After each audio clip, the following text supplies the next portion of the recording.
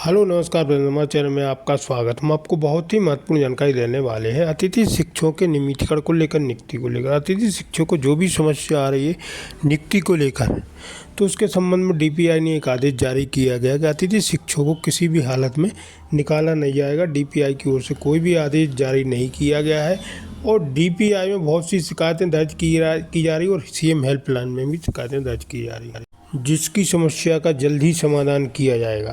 ठीक है फ्रेंड्स, और अतिथि शिक्षकों को न निकालने का आदेश जारी किया जाएगा और अतिथि शिक्षकों को स्थायी करने के लिए भी नीति बनाई जा रही है। तो इसके संबंध में बहुत ही महत्वपूर्ण खबर है। डीपीआई में क्या बात की गई है, रविकांत गुप्ता जी के द्वारा पूरी विस्तार से मैं जानकारी आपको देने वाला हूँ। वीडियो बने रहे, वीडियो पूरा देखें। वीडियो अच्छा लगे तो आप लाइक करें और चैनल को सब्सक्राइब बिल्कुल न से नई अपडेट पाने के। रविकांत गुप्ता जी का क्या कहना है अतिथि शिक्षकों को लेकर और डीपीआई में क्या बात हुई इनकी अतिथि शिक्षकों को लेकर, पूरी जानकारी देने वाले बने रहे वीडियो में।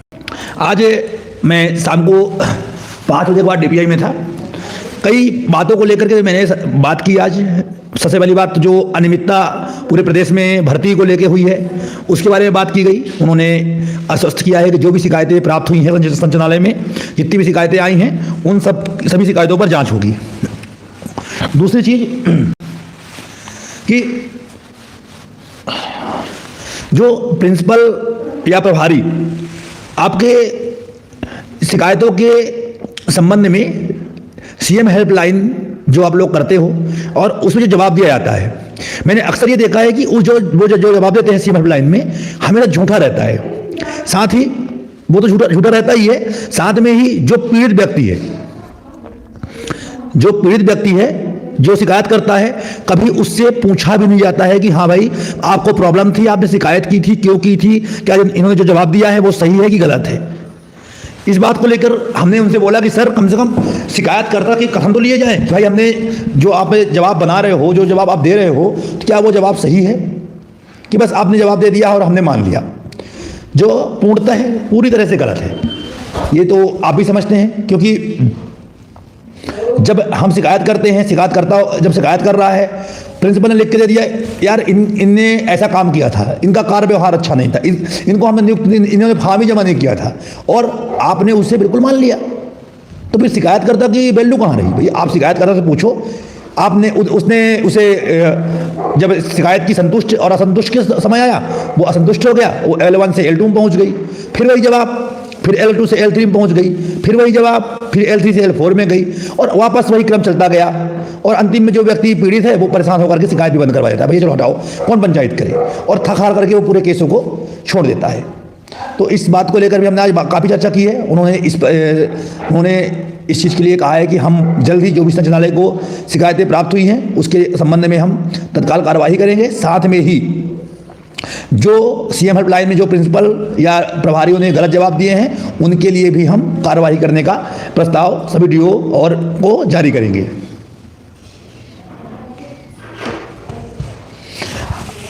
झारिया जी, आदेश की जहां बात हो रही थी, मैं बार बार एक बात बता रहा था आप लोगों से, कल भी मैंने बोला था कि जो अपना प्रमोशन से जिन लोगों को बाहर किया जा रहा है, आज उम्मीद थी कि आज से सत्र नया चालू हो रहा है विधानसभा का, तो मंत्रिमंडल का गठन हो जाएगा, एक नया मंत्री सरकार की ओर से बैठ जाएगा। इसके बाद क्योंकि जब तक सरकार से मंत्री, कोई विभागीय मंत्री नहीं बैठता है तो सरकार अपने मन से कोई भी निर्णय नहीं कर सकती। आज भी वही बात उन्होंने बोली कि आप थोड़ा इंतजार करिए, हम आपके बारे में बिल्कुल चिंता कर रहे हैं, लेकिन हमें अभी कोई स्पष्ट आदेश इस बारे में नहीं मिला है शासन की ओर से। हमने आपकी फाइलें आगे बढ़ा दी हैं। आज हमने मैडम से मुलाकात की थी, आपके जो संचालक सर हैं उनसे मुलाकात की थी, तो बस यही बातें आ रही हैं कि बस हम बात कर रहे हैं। आप उच्च अधिकारियों को हमने आपके फाइल आगे कर दी है, जैसे हमें वहाँ से ऊपर से निर्देशित किया जाएगा तत्काल हम आपको उसके लिए आदेशित कर देंगे। पोर्टल को कब खुलेगा?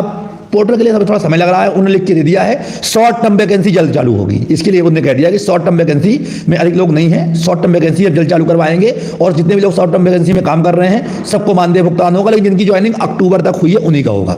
नए लोगों को जो ज्वाइन कर रहे हैं अब शॉर्ट टर्म में, उनका मानदेय भुगतान की बात नहीं कर रहे हैं, बोले जो अक्टूबर तक ज्वाइन किए हैं, शॉर्ट टर्म वैकेंसी की फीडिंग नहीं हो पाई है, उनकी फीडिंग हम जल्द ही करवा लेंगे और उनका मानदेय भुगतान भी करवा देंगे। एक चीज़ और लगातार सामने आ रही है कि बहुत से संकुलों में प्रिंसिपलों के द्वारा अतिथि शिक्षकों से लिखवा लिया गया है कि अगर वो कभी भी मानदेय भुगतान के लिए हमें परेशान नहीं करेंगे। तो आप लोग समझदार हैं, किसी भी आदेश में इस तरह का नहीं लिखा गया है कि अतिथि शिक्षक इस आशय का प्रमाण पत्र देंगे कि वो मानदेय भुगतान की मांग नहीं करेंगी। तो इस प्रकार का लिखित में कोई नहीं देगा कि हम मानदेय नहीं मांगे, हम काम करेंगे तो मानदेय समय से मांगेंगे ही।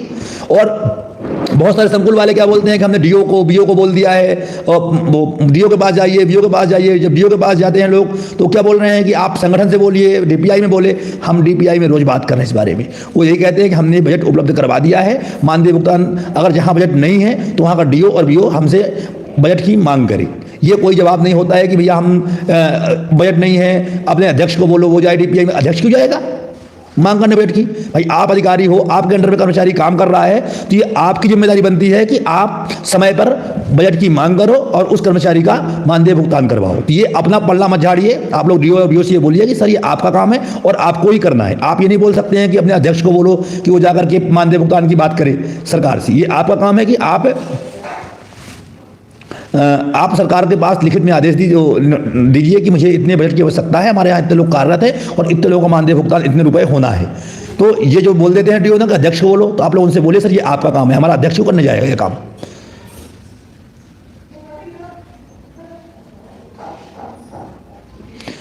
रविंद्र सिंह जी, आप लोग अपने डीओ या बीओ से बात करिए। अगर ये बोलते हैं कि बजट नहीं है तो बोलिए कि आपने मांग किया क्या, और मांग किया है तो क्या उसकी कॉपी हमको आप दे सकते हैं? आप उनकी कॉपी उनसे जरूर ले लें।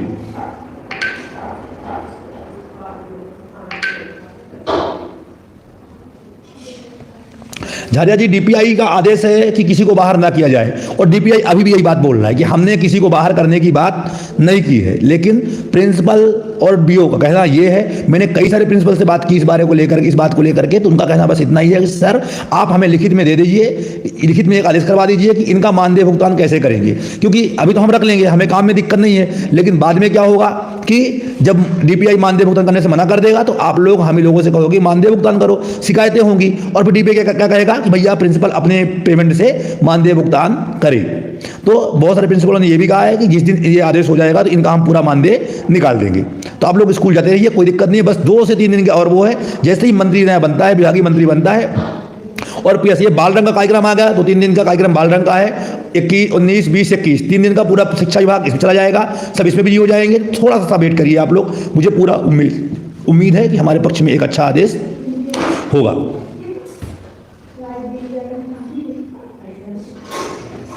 सबका मानदेय हो जाएगा। सलमान जी टेंशन मत लीजिए, जिसने ऑर्डर करेंगे तो हम आपके प्रिंसिपल को हम खुद फोन करेंगे, बेफिक्र रहिए आप। आपका मेरा नंबर दिख रहा है पीछे ना, आप उसमें मुझसे बात करिएगा जब ऑर्डर होने के बाद, तो मैं आपके प्रिंसिपल को खुद फोन करूंगा।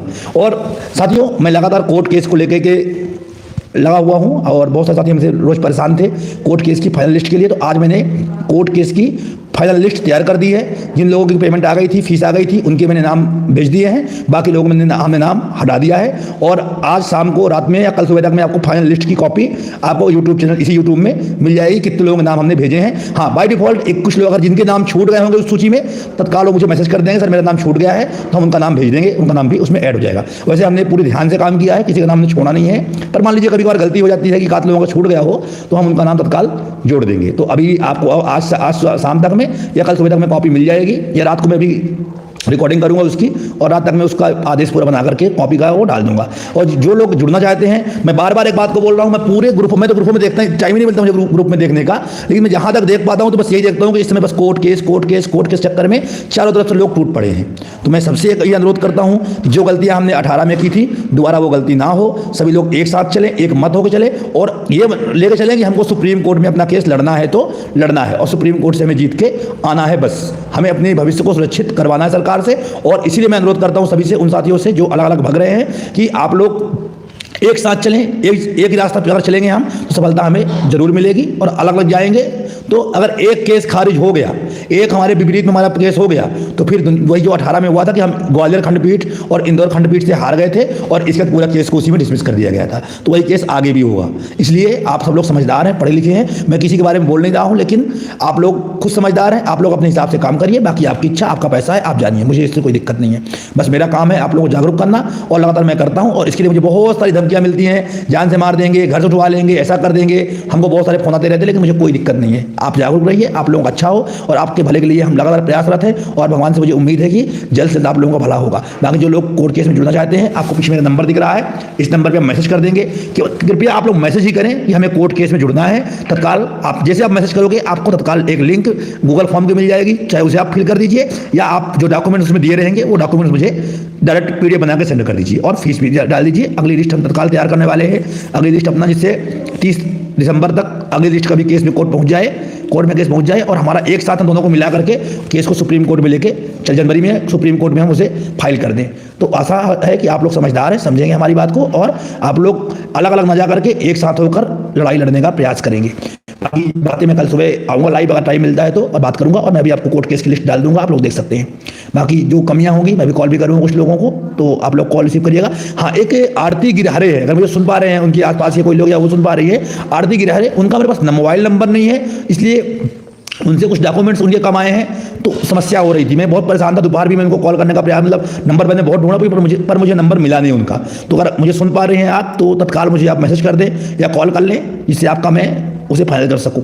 बाकी मैंने नाम भेज दिया है आपका, लेकिन थोड़ा उसमें कुछ डॉक्यूमेंट्स कम है जिससे वो कंप्लीट हो सके। बाकी लोग जिसको जुड़ना है, पीछे मेरा नंबर दिख रहा है, उस नंबर पर मैसेज करेंगे। आपको डीपी जब जो थंबनेल है यूट्यूब का, उसमें भी आपको मेरा नंबर दिख रहा होगा, तो आप लोग जुड़ सकते हैं। जिसको भी कोर्ट केस में जुड़ना है, बस आप देखिए यूट्यूब में कमेंट करेंगे, हम यूट्यूब का कमेंट बाद में नहीं पढ़ते। अभी जो मैंने जो पढ़ लिया तो पढ़ लिया, बाद का कमेंट मैं नहीं पढ़ता हूँ, मैं स्पष्ट कर दूँ।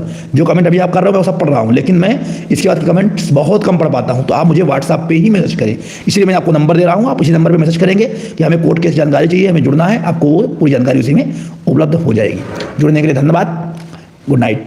और हाँ, लिंक भी नीचे दी भी है, इसी में अगर आप देखेंगे डिस्क्रिप्शन में भी लिंक दी हुई है और क्या क्या डॉक्यूमेंट्स चाहिए वो भी दिया हुआ है, तो वहाँ से भी आपको जानकारी पूरी मिल सकती है। तो वहाँ